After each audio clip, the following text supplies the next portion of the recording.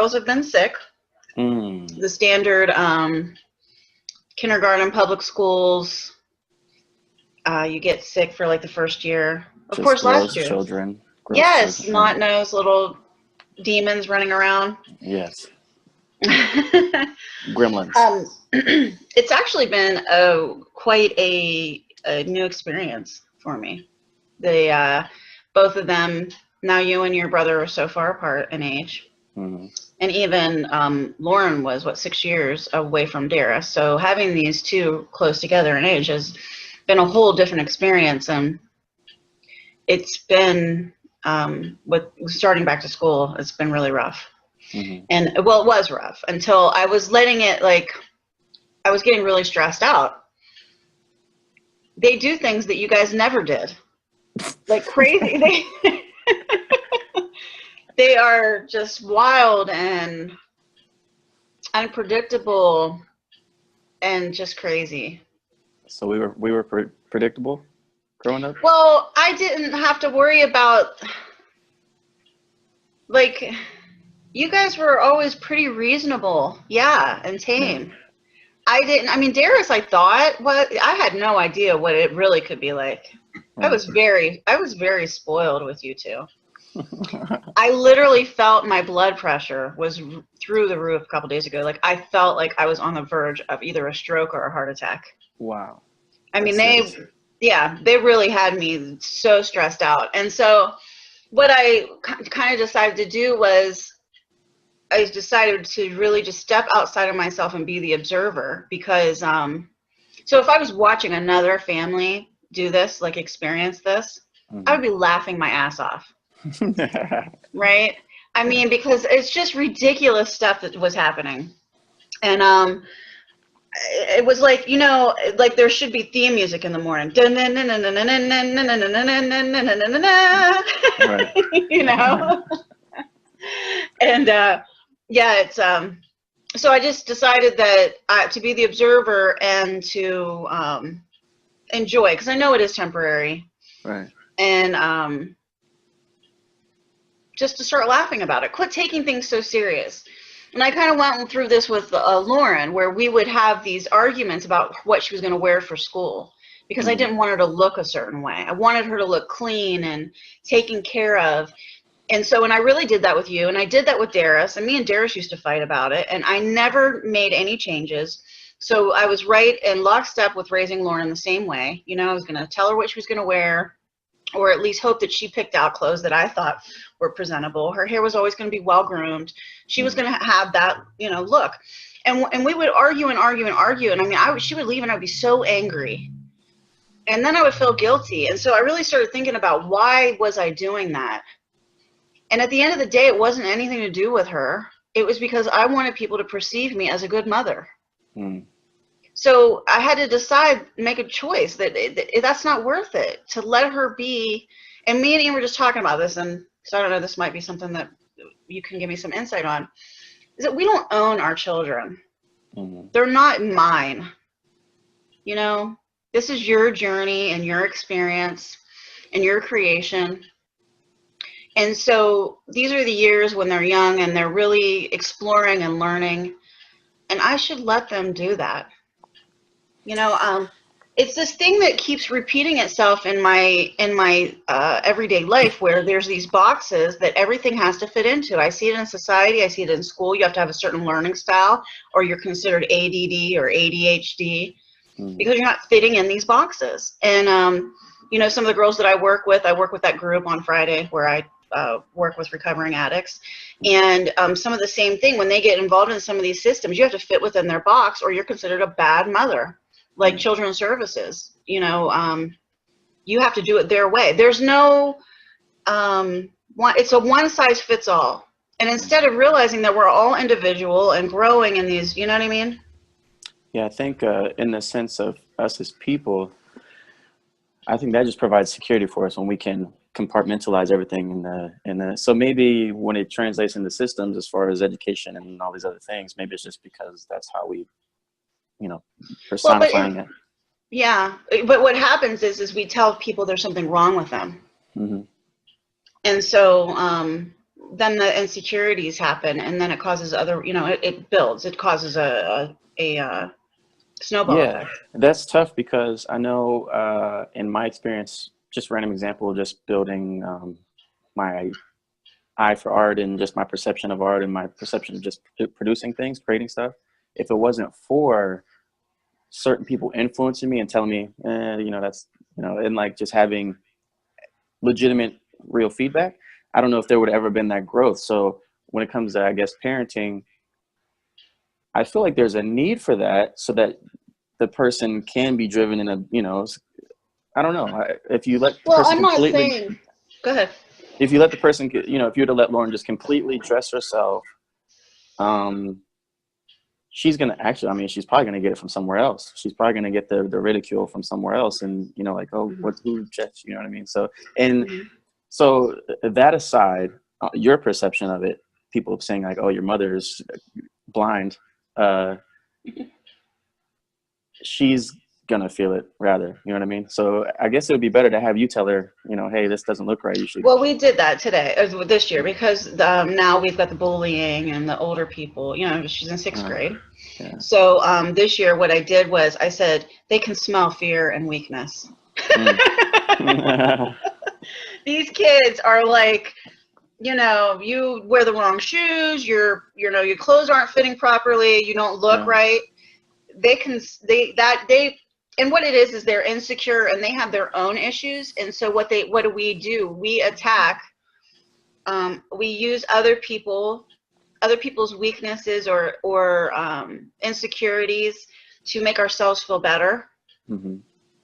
And that's what really happens at that age, because they're so uncomfortable in their own skin. They don't know who they are, right, or so what they're doing. In situations like that, it wouldn't matter how she dressed anyway. She's still gonna, So. Right. But I'm not saying to not parent. Mm-hmm. I'm saying when I parent, to look at why I'm doing things. 100%. Yeah. Is it about me, or is it really about you? Mm-hmm. Is it about your growth, or is it my insecurity? Is it my fear or my trauma that's caused me to respond in a way? Because we see generational things happen. Mm-hmm. We see these cycles happen, and it's all based on some sort of trauma or fear or insecurity. And it repeats itself over and over. But it's all about fitting in these boxes. And so if there weren't the boxes that society makes us feel like we need to fit into, none of this would happen. Mm-hmm. Yeah. If we got rid of the boxes. But I mean, it's just wishful thinking, I guess. Yeah. I don't know. I think expanded consciousness. You get there. I 100% agree. I don't know why I'm stuck on that. I'm stuck on the idea right now of, like, when you brought that up, and I'm talking about two different things. We're talking about two different things. But the idea of when you are parenting, whether to let them be free-minded and build that creative or not, and I don't know, it's tough. Okay, so when you're out in society, because the growth factor, not all of us are at different levels of expansion and in our consciousness and where we are on those rungs of ladder of evolution as far as how we deal, or enlightenment, right? That sense of who we are. Some of us are in the box and we can have no new information, and we live our lives this way. Some of us are open and new information comes in and I release old information. I'm constantly growing. Some people just don't grow. And so people, my children will get ridicule from those people. And so I have to give them the balance and have them aware of the system, really. I feel like they need to be aware of the system so they can manipulate the system. Mm.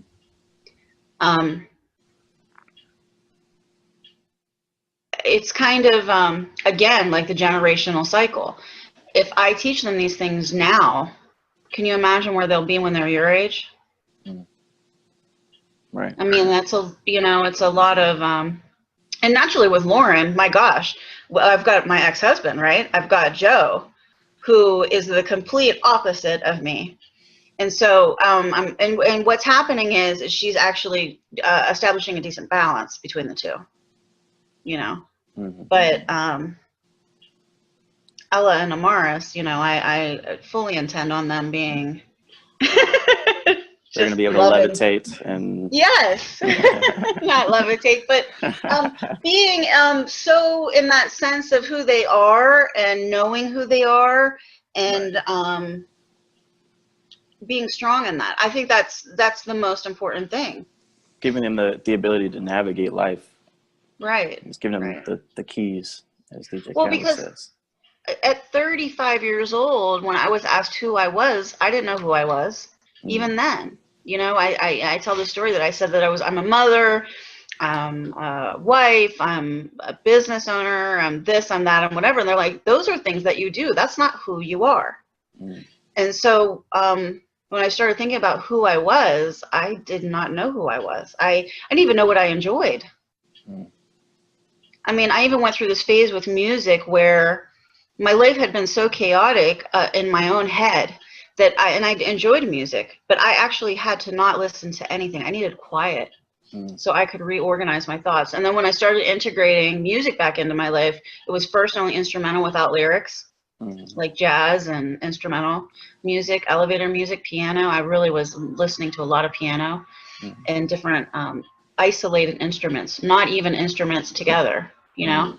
It's very strange how I started listening to different types of music, and now I really enjoy music again. But it was like this rediscovery of everything, of myself. And so, go ahead. Yeah, that's interesting. So in the heat of being completely like stripped down and insecure and disabled in so many ways, music, I feel like, can affect us and pull us into different streams of thought at any moment we listen to it. And that's why and luckily I picked up on this earlier in life. I would only listen like in the mornings. I realized that that's when my mind is most susceptible to, obviously, the information fresh. So I would only listen to like interviews and, you know, Tony Robbins tapes and stuff like that. And then like there'll be times that I'll get off of work or something and I'll be kind of stressed out and kind of drained, and then I'll turn on the radio and you know, whatever the music is, and I'll feel myself being pulled into that state of mind, whatever that person is talking about or singing about. You know what I mean? Or depressed when, you know, like some Drake music comes on and they're talking about ex-girlfriends and stuff. Right. So yeah. Well, the truth of it is it's frequency. So when we talk about our vibration and our frequency, it always comes back to the science of the physics of it, right? So our state of consciousness and our vibratory rate, we are just light that is vibrating. And when you're listening to different music that carries a certain vibration, it's going to pull you in certain directions. And I think it's Dr. David Hawkins. He has a vibration scale. And so shame is the lowest, I think it's 20, and then enlightenment is 700, and then it slowly goes up. And so if these certain songs and these certain, whatever the energy behind it was created at a certain frequency, I'd be interested to see the measurements on that, where it takes you, if it takes you into that frequency range. So very interesting stuff. That is interesting. I like to know the way that the world works behind the scenes. I think when you know how things work, then it's easier to understand you know, the mind always wants to know why and is always trying to figure things out. And so if you know it, you know how it works, you can manipulate it and use it to benefit you. And not really be worried about the why anymore. I think one of the biggest jewels that somebody can take away from anything that we talk about, and anything that I've learned, the biggest jewel I've taken away was knowing that our brains are working against us. Like the understanding that our brains are pre-programmed, even without programming from our lives, pre-programmed, reptilian brain, all that stuff, to hide us from scary situations and to just for survival, basic survival. Right. It's well, our ego is there to protect us, but it ends up being our critic. Or you know, it ends up being our enemies in the end, but not really. I mean, there's a time where I felt like my ego was my enemy, But what I learned how to integrate that, I learned that the negativity is not necessarily negativity. It's all about perception. Right. And some of the biggest, most tragic moments in my life have been some of the most wonderful gifts. Mm. And so in the moment, I perceived it as negative. Right. But now my perception of it is something completely different. That's hard for people to swallow. I don't understand why. Yeah. Because I do. I see it. I see it every time I have a class. I have people come and go, and they just can't take it. They can't take the idea that they're not victims. Mm-hmm. Yeah. They would rather, they would rather the world be happening to them. Mm-hmm. Things are happening to me. I have no control. Than this is actually happening for you and with you and because of you. Yeah. Yeah, I fell into that. This past week, I've been going through something. And I was working and things were getting a little stressful. I was really busy. And somebody asked me something. It was just the wrong moment. They asked me something I didn't want to talk about. And I kind of snapped on them. And everybody was there. And I'm always 99.9% of the time cool, collective. Nobody understands how I do that. And in this moment, I snapped. And everybody's looking at me like, what just happened? So the rest of the night, people were asking me like, hey, is everything all right? Everything all right? And I actually started to feel good off of feeling like the victim for that moment, because people were asking me like, hey, you know, the attention. And then I felt myself being pulled down like, yeah, things are crappy. This is terrible. Like my life is, and like I got home and I'm like, what the hell am I doing? Like this is not me at all. So yeah. I actually experienced that this week too. That's crazy. Yeah. That is strange. So feeling that reminded me how easy it is for people to, you know, if they're in a weak mental state by any stretch on the spectrum, I mean, they could easily be pulled back into it. Yeah. Well, and that's the thing.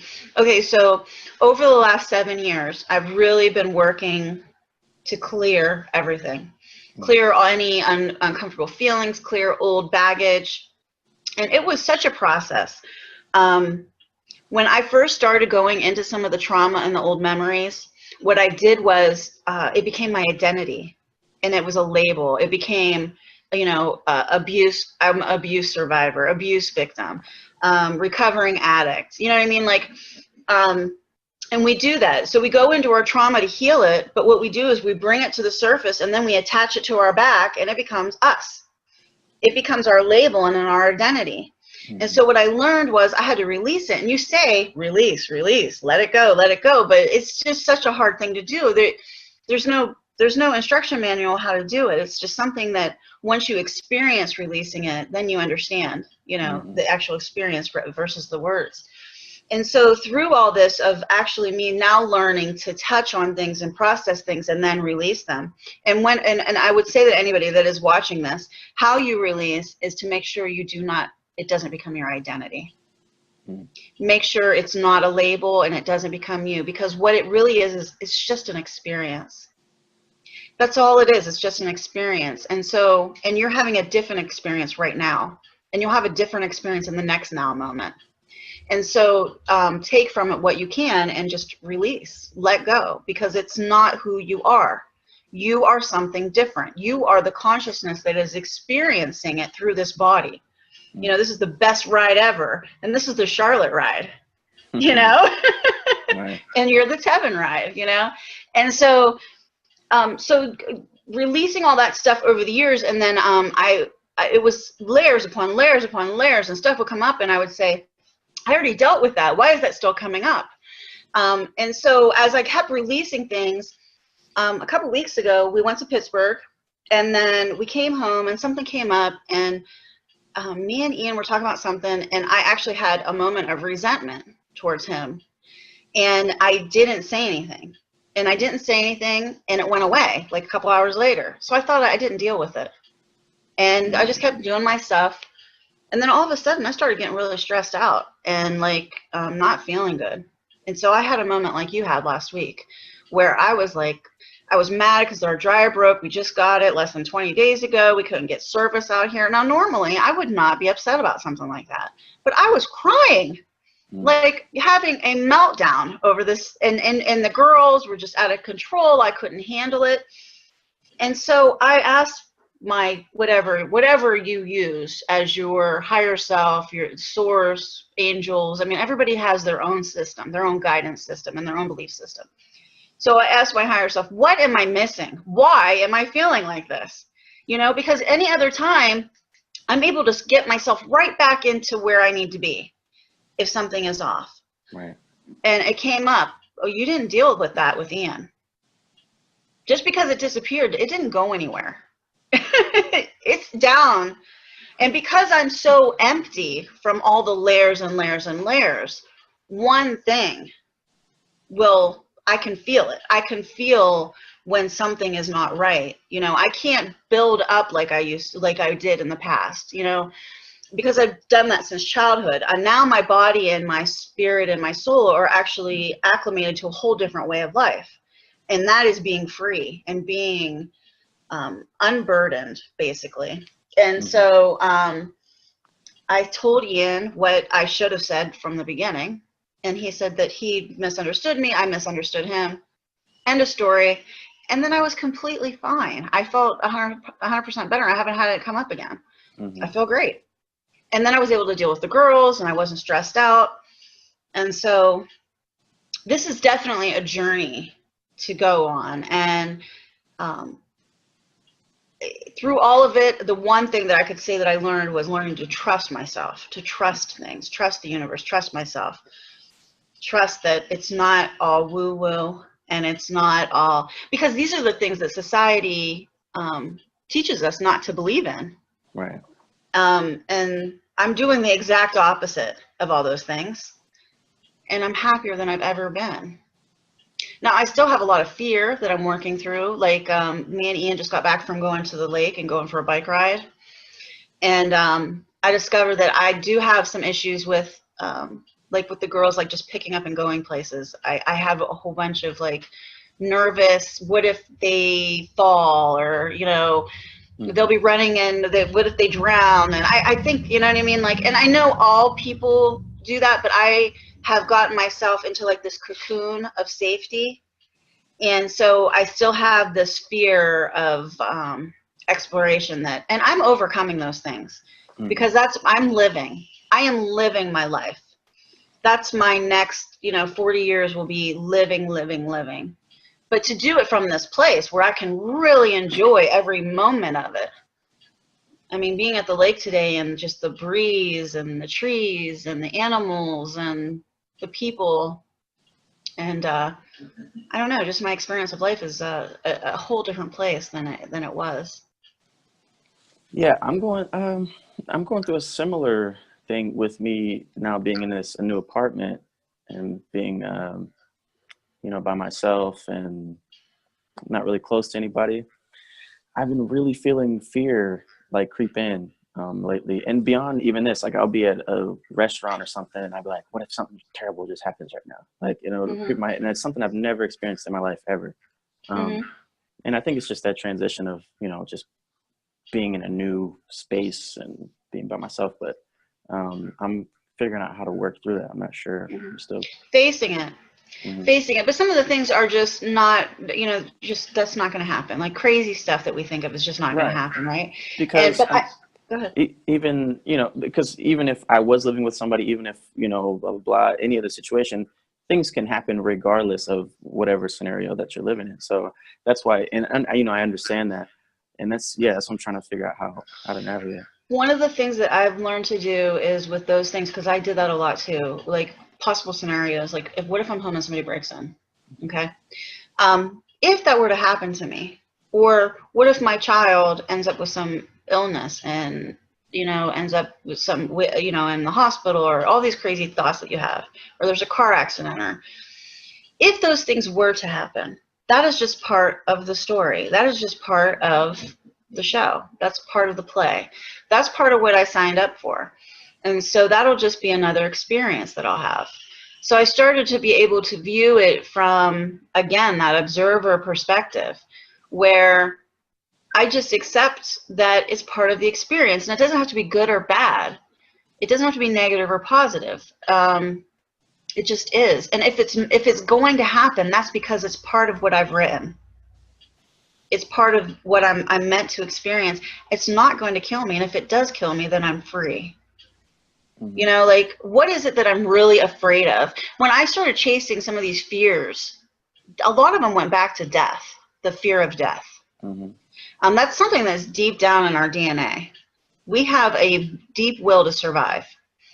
And but if you know that you're eternal in consciousness, and that this is just a temporary thing, the body is just temporary, and that it's bigger and better, that kind of goes away. You know, that fear. Mhm.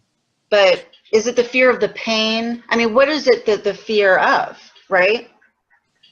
If you start, so give me one of your scenarios that you think of that that comes to mind.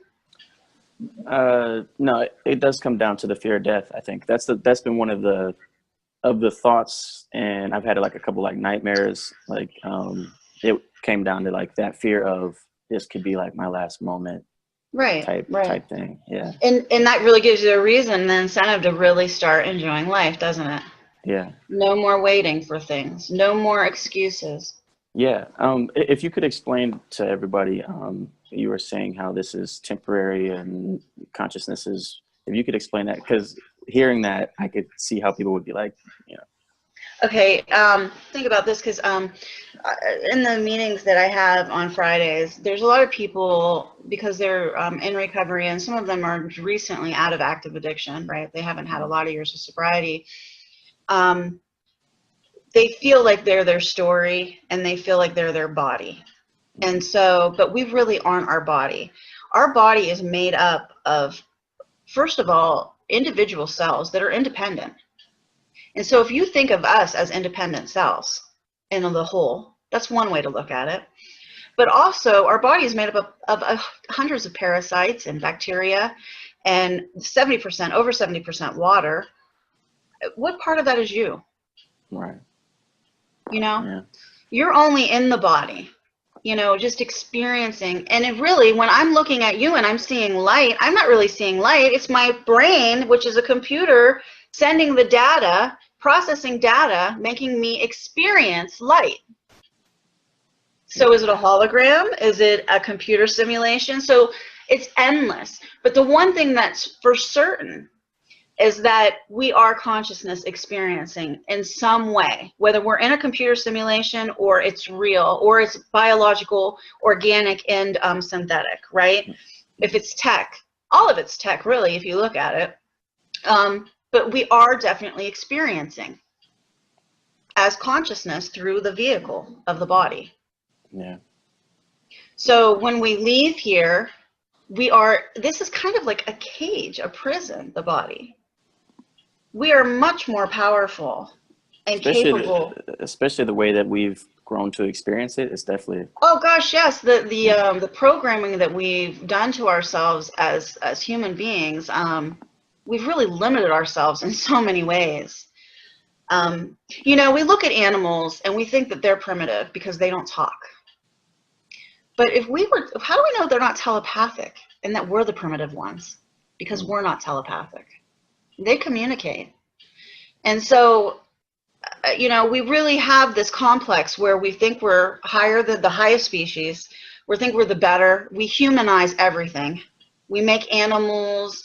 And so when we think of intelligence in space, we always think of it being human-like or humanoid. We always make things human-like, you know, or just like our experience.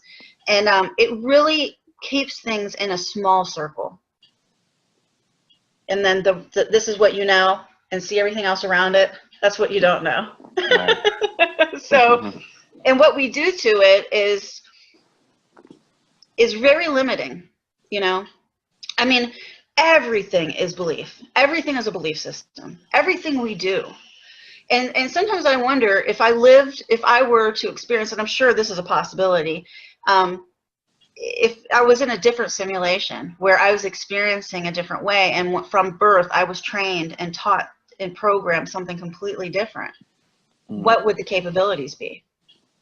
Right. You know, I was trying to teach people that your imagination is really, our whole lives we've been taught not to use our imagination. Been taught that it's a waste of time, and that it's useless, and I believe that that's really what's creating our reality, is our imagination. And it's one of the strongest things we have.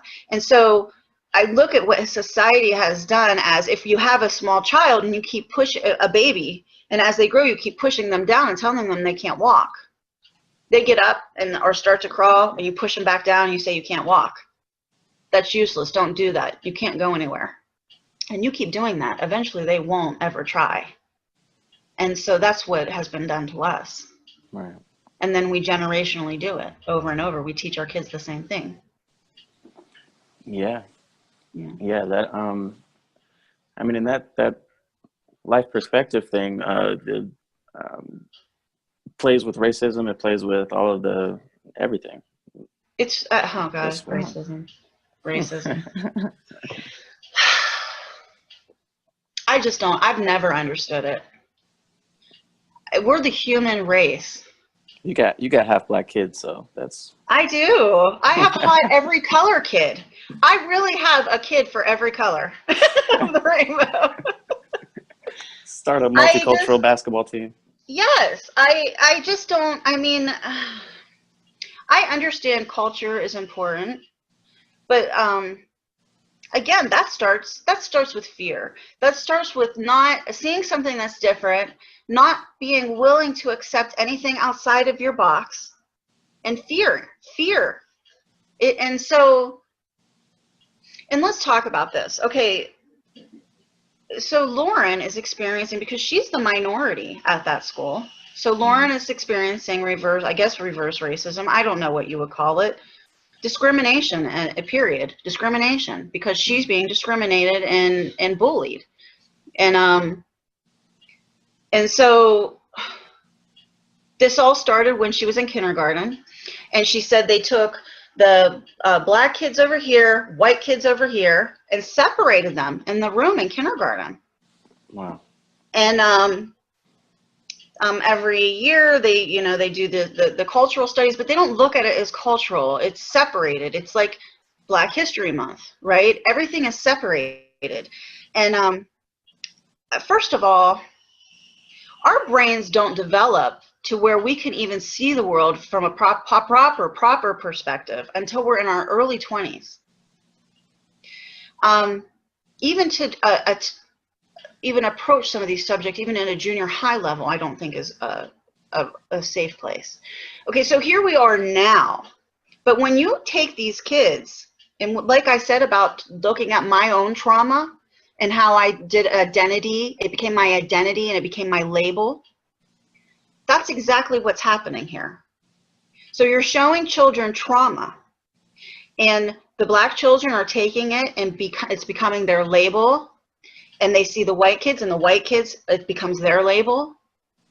And they've taken trauma that was hundreds of years old, and it's become their now. They are not capable of emotion and deciphering what's really happened here, and the pain and the suffering of all of it, but that it's not there now, that this is something that we learn from. We don't continue to perpetuate. You mentioned when you were in high school that you went into that room, what movie, you watched a movie, and everybody left feeling different that day. Mm-hmm.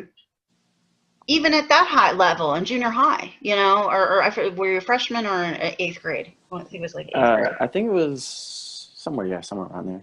Okay, yeah. So I remember Lauren says before they did this, everybody loved everybody.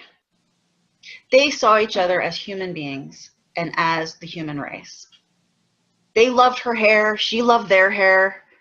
They loved, you know, to play and enjoy each other for who they were. You know, the slight differences, the different experience that consciousness is having, right? Mm-hmm. And then you take something so painful, and this is basically PTSD on a cultural scale, right? And then reapplying it and expecting young children to be able to not take it personal. They can't process that type of stuff. I could barely process this type of stuff at 30 years old or 40 years old when I was going through my own trauma. Mm-hmm. There was, from when I was 5 years old. So, you see what I'm saying? It's just I don't know. I'm starting to wonder, okay, we see history is written by the victors. Mm-hmm. And all the other history is written, it's got an agenda. And I'm not sure if there's a place for it. I think that we should be educated, but educated very carefully. Because I see it repeating itself because of the ignorance of other people. Mm-hmm. So do you think, because you know how they went and they took down the statues and the flags and all that stuff, do you think that should apply are you saying that should apply in history and in the teaching of history, and to take away the things that aren't benefiting us as society or moving us forward? Right. Yeah, I think that the stuff should come down. Yeah. Because if I'm raped and put into a trafficking situation or a slave situation, and I've got somebody burns something on my back, and I have the capability of removing it surgically or look at it in the mirror every day, I guess it's all on because am I mature enough to handle it from a certain level, right? Can I use it as my negative or my positive? Can I use it to help me grow? Or and to love and experience? Or am I going to use it to be the victim? And so kindergartners are not capable of making that choice and that decision. I think you're only traumatizing them worse and cause. That's where and it makes me wonder if there's an agenda being served there by doing that. Yeah. But I don't want a reminder if I've been raped, I don't think, and put in that situation. I wouldn't want to see that every day. And to remind somebody of a history that's sad, no, I don't see any reason for that. But it also is important to learn from our past too. And that's where I'm saying that some of us are just not evolved enough to learn. Right. And so it is a very delicate matter, and it has to be, and it's not being handled delicately. Yeah, that's honestly, I think that might be the best way, because I was just thinking about it as you were speaking. If I were to stumble across some piece of history now and saw how traumatic and crazy it was, I would be fascinated by it that we've gotten to this point and be able to analyze it and be like, wow, that's incredible. Like that happened to all these people and blah, blah, blah. It's crazy. But if I were to be like, it would be crazy to see that in middle school, and immediately somebody would be, a bad guy. Somebody would be a good guy. There would be some, connotation. Right. And that's it. It's because it becomes your identity. Mm-hmm. And it's all about labels and identity and belief and judgment. Yeah. So I say we, I don't know what the answer is. I think, you know what I think? I know the answer. I do know the answer. The answer is that we all have to start going within and cleaning a house on ourselves. Because when you deal with your own insecurities and your own demons and your own trauma, you can't look at somebody else and not love them. Right. You can't. Because you understand them. You see yourself in them, the good and not the bad. Yeah. But, and I think that what we see in everyday life is this, we see it bigger and bigger. It's almost fractals, just like the universe and the fractals, right? We have the family unit that fights and has its ugliness, and then we see the community fight and have its ugliness, and then we see it in the state, and in the, the countries, and then we see the countries fight amongst each other. And so it starts at home. Yeah. It starts at home. Sounds good. I like it. Yep. All right. There's nothing I can add to that. These are just alley-oops I'm throwing to you right now. So what else is going on? I'm doing amazing. I mean, outside of, because I've been fortunate enough to build my identity and know who I am. Even when I go through, like this past week, I went through that, kind of not really depression, but just Because if you didn't not know who you myself. were, you just would have went through it and stayed in it and would have been completely unaware of it. Yeah.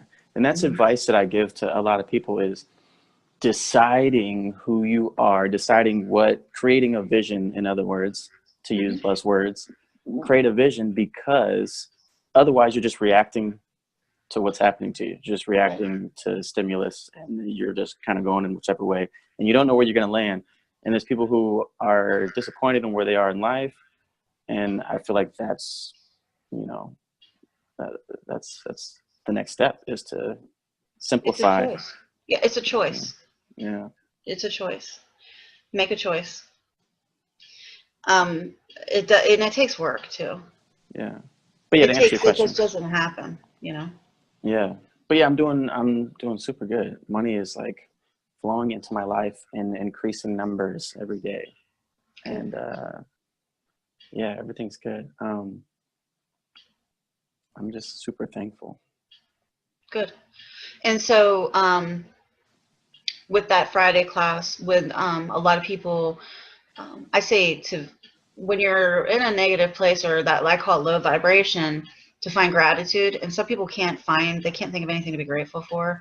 And so I offer this: if you can't find anything to be grateful for, if you're lucky enough to have a hot shower, you're standing in the shower, that feels Hmm. so good, and you can be grateful for that. But if you don't even have that, you can do what's called the inner smile, and you can go within your body and be thankful for your brain and be thankful that you can smell. And then I tell people, like, imagine smelling warm pumpkin pie, and then taste. You have your taste, and you can taste cheesecake, and Italian spot pasta sauce, and Hmm. or you can smell fall, the crisp fall leaves. Be thankful for your body, your digestive system, your reproductive system, your feet, because they help you walk, your muscles, your bones. Go into every system of your body and be grateful for that, and send it love and gratitude, and that will raise your vibration. Because if you're in that lower state, I think of people that are in recovery from addiction. Usually when they enter recovery, the lowest one is shame, like I said, which is 20. That's the lowest frequency, and that is right where they're at, because they're ashamed of everything they've done, and they have a lot of guilt, which is the next one up. I think it's 30. Hmm. And so if you can just start with being grateful for those things, it will raise your vibration. You can't go anywhere but up. Right. And so with this frequency and vibration, I'm really telling you that's a key. The key to our reality is frequency, vibration, and magnetics. If you can really, if you're interested in those things, like the science behind how it works and operates, then you can really, you'll know when your vibration is off, how to get it higher and how to get yourself in alignment, so that you can feel good and be able to maneuver life and be able to achieve your goals. Yeah. So I don't know how So I got there. How did I get there? It has something to do with shame. I was thinking of shame and being low vibration and being grateful. So yeah, I tell people about the gratitude, the inner smile. so To do you think that's the first step? Because this is something that uh, I think about, but I never come to a conclusion on what the first step is for somebody who's just completely out of whack and they're trying to raise their vibrations. What do you think that's the first step is? Are they already Gratitude? know? Do they already know that they're out of whack? Because the first step is realizing you have a problem. Right, because there are people who don't know that they don't They're know. completely just going through life, and it's offered to them, and they won't even, the offering of it is even turns them off, and they feel like you're attacking them, and they become defensive. I And see you're that not even often. saying there's anything wrong. There's nothing wrong. I'm just offering another path. And so yeah, being open is the first step. Okay. So seeing uh, this video is the first step. or the other 1,200,599 Yeah. that are like it on YouTube. I But But no, this is definitely different. I am 42. How old am I? I don't know. I still think you're 34. I Okay, remember. 34. I'm in my I, 40s. I And you're remember. 20 something. So I remember on your 34th birthday. I remember. I don't know if I called you or if I was home. I don't know what it was. But you're like, "This is the last birthday that I'm having. I'm 34 for the rest of my life." And ever since then, every single year when people ask me how old you are, they're like, "How old's your mom?" I'm like, "Ah, she's like 34 or something." oh, They're well, like, that's they're like, perfect. "What? The math doesn't add up." I'm like, "Ah, Yeah, because I would only be 10 years older than you, right? right." um, yeah, so yeah, the difference between this video and the other videos is that this is the mom perspective and that's the son perspective. And I'm in this little town with not so many like-minded people, but I'm seeing a little bit more expansion. They're doing, like for Amaris, they do belly breathing, which would be mindful breathing. Wow. They're doing, you know what I mean? So they are making steps.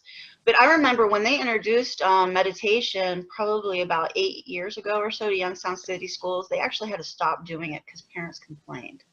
Wow. And so to see some of these mindfulness practices start to be implemented, because it's been proven that it works. Yeah. I mean, in school systems, you know, big city school systems, that major improvement with meditation and students. But so yeah, I'm in this town where everybody's not quite as progressive as me, and then you're experiencing life from a much brighter, higher vibe area of the country, and so you're able to flourish. And I guess this is what I was born for, is I've been the friction of change, the push of change for people. I'm the person that makes people feel uncomfortable. And Yeah. It's strange. That is a strange thing, like to feel that, because I feel the same way. mm-hmm. But I'm okay with that. I'm okay with that. I didn't used to be, but I am now, because I know that we can only go up from here. Mm-hmm. Right. So from my perspective and my experience, and then your perspective and your experience, I think it's important for people. Yeah. To you know, to share with us. I'd Yeah. be curious to hear some of the questions and feedback. So if you do have questions, please send them on whatever page you have set up for that, and we will certainly address those. Sounds good. Okay. I'm excited that we finally put this first one together. I'm Yeah. excited to do more and to get comfortable, like, you know. And for those watching, we already did do one, and it was great, but we forgot to record it. We were at the end of the video, and Kevin's like, "Oh my God, we're not recording," and that was really good. Yeah. Oh well. I'm way more comfortable in this one than I was in that first one. Though I felt like I was anxious about the tech working and what I was gonna say and all that. I didn't prepare any notes for this. I was like, you know, I'm gonna go in there and just be completely like. You know what? I did the same thing too this week, because usually I'll write down like bullet points that I experienced throughout the week, and then we can, you know, kind of try to touch on those.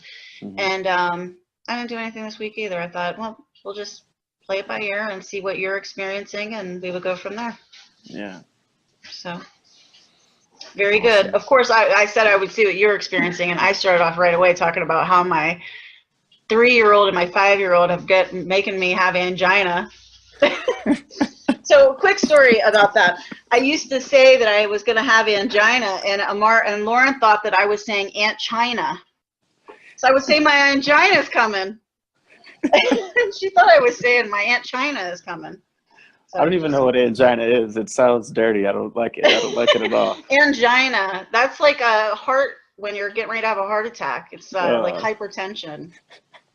I'm gonna start using that, and I promise you, people are gonna think it's something dirty, and I'm just gonna laugh.